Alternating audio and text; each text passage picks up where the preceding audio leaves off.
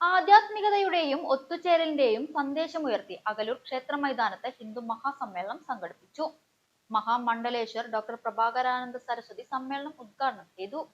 Gandhi Seva Sadanam Kathakali academy secretary doctor Sadanam Harikumar അധ്യക്ഷനായി. ആധ്യാത്മിക പ്രഭാഷകൻ രാജേഷ് നാദാപുരം മുഖ്യപ്രഭാഷണം നടത്തി. Doctor P K Madhavan, K G Sankaran Namboothiri, Vijayakumar, U V Muraleedharan, Vijayaraghava Panicker, K V Gokulan, Unnikrishnan Akaloor, Murali Plakkat, Premalatha, M Suresh, T K Sivadas, S Durgadas എന്നിവർ പങ്കെടുത്ത് സംസാരിച്ചു. മെഗാ തിരുവാതിരക്കളിയോടെയാണ് പരിപാടി തുടങ്ങിയത്. ലക്ഷ്മി കല്ലാട്ട്, ഡോക്ടർ ജഗദീഷ് ജി നമ്പ്യാർ എന്നിവരുടെ അഷ്ടപതിയും പൂഴിക്കുന്ന ശ്രീകൃഷ്ണ സമിതിയുടെ ഭജനയും ഉണ്ടായി.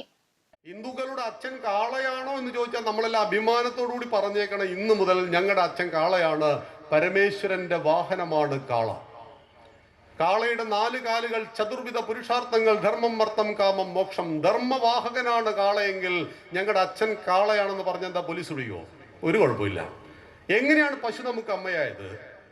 അമ്മയുടെ മുലപ്പാലിനൊപ്പം അമ്മയുടെ മുലപ്പാൽ വറ്റിയതിനു ശേഷം 4 വയസ്സിന് ചുവട്ടുള്ള കുഞ്ഞിന്റെ വയറ്റിൽ ദഹിക്കുന്ന ലോകത്തിലെ ഏകപാൽ പശുവിൻ്റെതാണ്. അമേരിക്കക്കാരനും ആഫ്രിക്കക്കാരനും 4 വയസ്സിന് ചുവട്ടിൽ അറബികൾ ഒട്ടകത്തിന്റെ പാലല്ല കൊടുക്കുക, പശുവിന്റെ പാലാണ് ഇറക്കുമതി ചെയ്ത് കൊടുക്കും.